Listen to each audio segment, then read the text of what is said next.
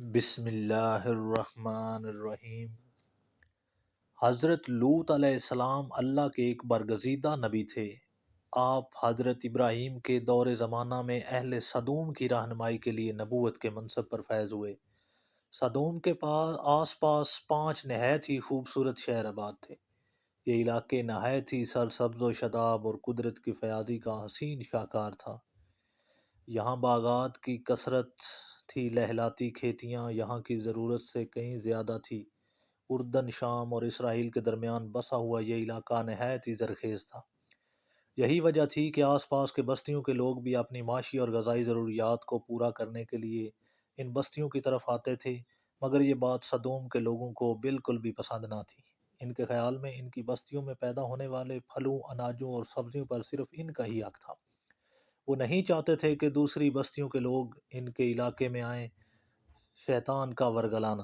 ایک دن سدوم کے لوگ اس بات پر غور و فکر کر رہے تھے کہ باہر سے آنے والے لوگوں کو یہاں آنے سے آخر کیسے روکا جائے، کہ ابلیس ایک بزرگ کی شکل میں ان کے محفل میں آیا اور کہا کہ اگر تم ان سے پیچھا چھڑانا چاہتے ہو تو میرے کہنے پر عمل کرو۔ ابلیس نے کہا کہ اگر تم ان بستیوں کے لوگوں سے نجات چاہتے ہو جو تمہاری بستی میں آ جاتے ہیں تو ایسا کرو کہ جب بھی کوئی شخص تمہارے علاقے میں آئے تو تم لوگ زبردستی اس کے ساتھ اپنی خواہش پوری کرو۔ اس طرح یہ لوگ اس بستی میں آنا چھوڑ دیں گے۔ پھر اہل سدوم نے اس فعل بد کو اپنا پیشہ بنا لیا۔ اپنی نفسانی خواہشات کے لیے مردوں سے بدفعلی اس قوم کا دستور بن گیا تھا۔ یہاں بے حیائی عام ہو گئی تھی۔ حکمراں، سردار اور ہر طبقے میں گھر گھر یہ عمل پھیل گیا۔ بڑی محفل میں یہ لوگ اس فحاشی کے کام کو کر کے خوش ہوتے تھے۔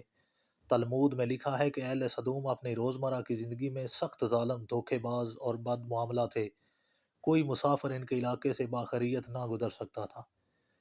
کوئی بھی ان کی بستیوں میں سے روٹی کا ایک ٹکڑا نہ پا سکتا تھا۔ بارہا ایسا ہوتا تھا کہ باہر کا آدمی ان کے علاقے میں پہنچ کر فاقوں سے مر جاتا اور یہ اس کے کپڑے اتار کر اس کی لاش کو برہنہ دفن کر دیتے۔ توحید کی دعوت۔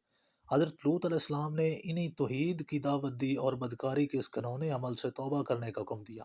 حضرت لوط علیہ السلام نے کہا، تم بے حیائی کیوں کرتے ہو؟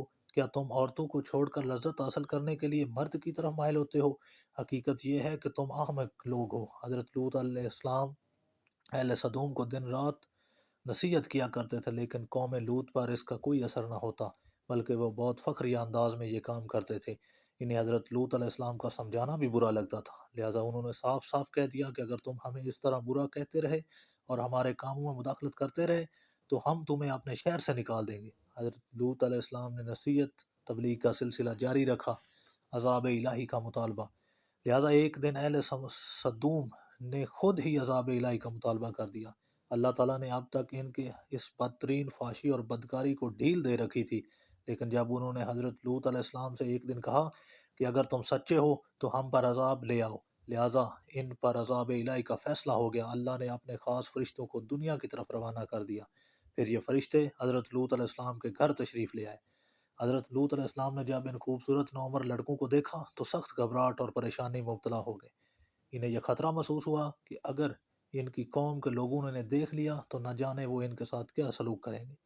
حضرت لوط علیہ السلام کی بیوی کا نام وائلہ تھا۔ اس نے آپ پر ایمان نہ لایا تھا اور وہ دراصل منافقہ تھی جو کافروں کے ساتھ تھی، لہٰذا اس نے جا کر اہل سدوم کو یہ خبر دے دی کہ لوط کے گھر نوجوان لڑکے مہمان ٹھہرے ہوئے ہیں۔ یہ سن کر بستی والے دوڑتے ہوئے حضرت لوط علیہ السلام کے گھر پہنچے۔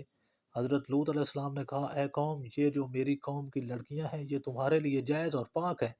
اللہ سے ڈرو اور مجھے میرے مہمانوں کے سامنے رسوا نہ کرو۔ کیا تم میں سے کوئی بھی شائستہ آدمی نہیں؟ حضرت لوط علیہ السلام کی بات سن کر وہ لوگ بولے، تم بخوبی واقف ہو کہ ہمیں تمہاری لڑکیوں سے کوئی حاجت نہیں، اور جو ہماری اصل چاہت ہے اس سے تم بھی واقف ہو۔ حضرت لوط علیہ السلام نے گھر کے دروازے بند کر دیے اور نوجوانوں کو ایک کمرے میں چھپا دیا۔ ان بدکار لوگوں نے آپ کے گھر کا گھیراؤ کیا ہوا تھا اور ان میں سے کچھ گھر کی دیوار پر بھی چڑھنے کی کوشش کر رہے تھے۔ حضرت لوط علیہ السلام اپنے مہمانوں کی عزت کے خیال سے بہت زیادہ گھبرائے ہوئے تھے۔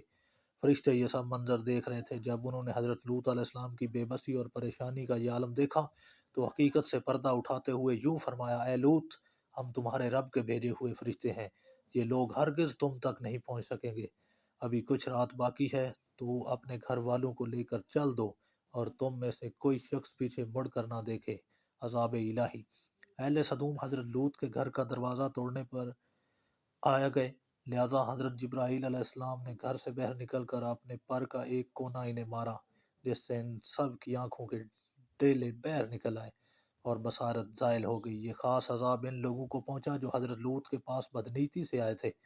حضرت لوط علیہ السلام حقیقت حال جان کر مطمئن ہو گئے اور اپنے گھر والوں کے ساتھ رات ہی کو نکل کھڑے ہوئے۔